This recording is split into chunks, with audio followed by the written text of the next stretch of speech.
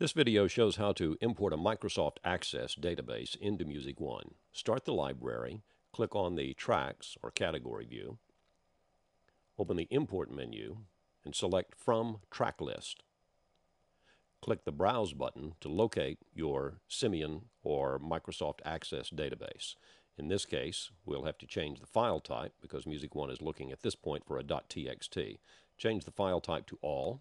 If you're using Simian, yours will be named audio.mdb. And we click Open, and it's recognized as an Access database. We tell it to read table. After the table is read, open the drop-down menu and select Audio. Audio 1 is the database that I'm reading. When the entire database shows below, this is all the data in the database, including all of the sounders and voice tracks and background noises, music beds, everything that's in that database. Move this slider up to the top, then click on anything in the database, and the information begins to appear right here. Now we have to tell Music One which field is which. This first field here is the cart or the track number. So we select that field, go to Type, scroll down, and select Cart. This is the full drive path file to the audio file. Open the drop-down menu, scroll down, and select File. This is not a critical field, the file field is not, but if you click the information into Music One, into the file field, while you're working with Music One, you should be able to then click and hear the songs. These next two fields are unimportant.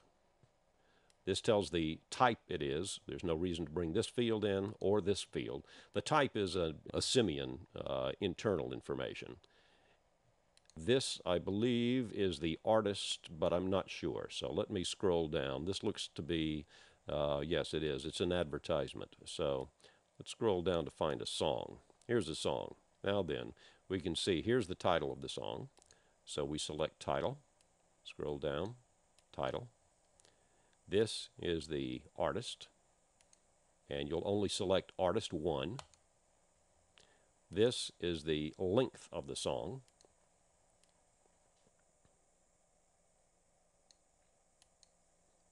There. Those are the only fields that you can bring in from a Simian database: the cart, the file, title, artist, and length. All of the other information is superfluous. It relates to Simian only, does not relate to Music One.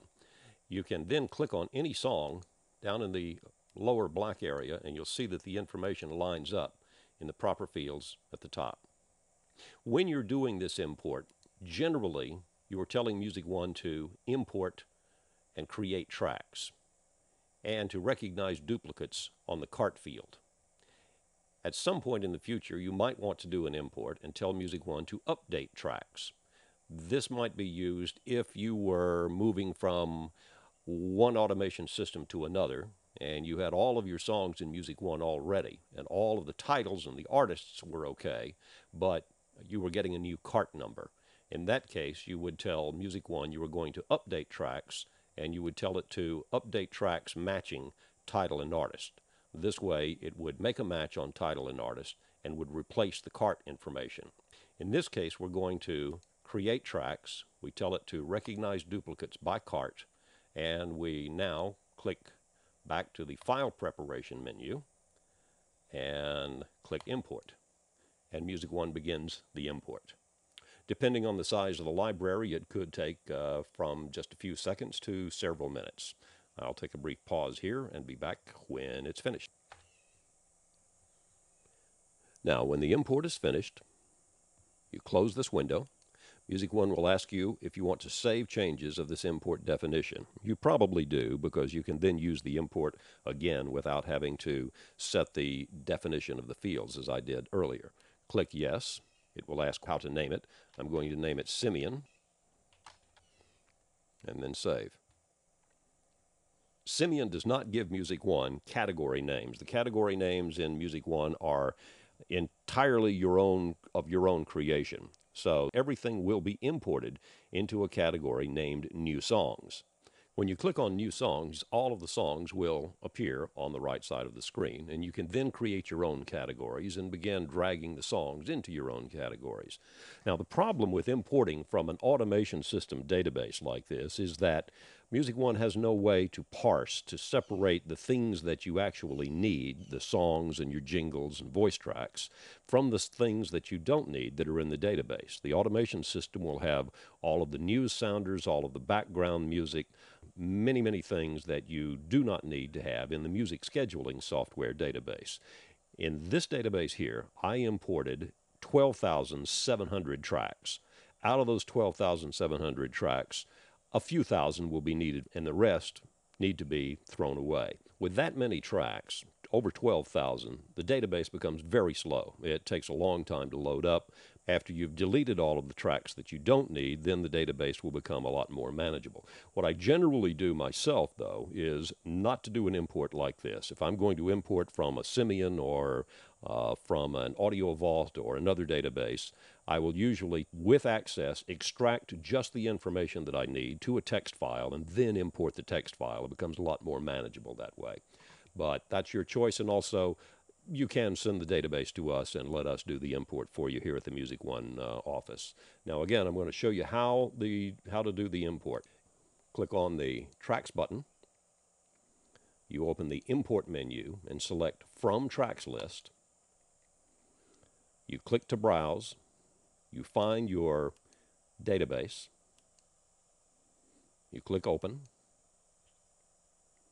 You tell Music One to read the table. You then select the table that you want to read, Audio 1. You then click Define Fields. Music One reads the database, and when the information shows up in black down below here, you scroll to the top of this field,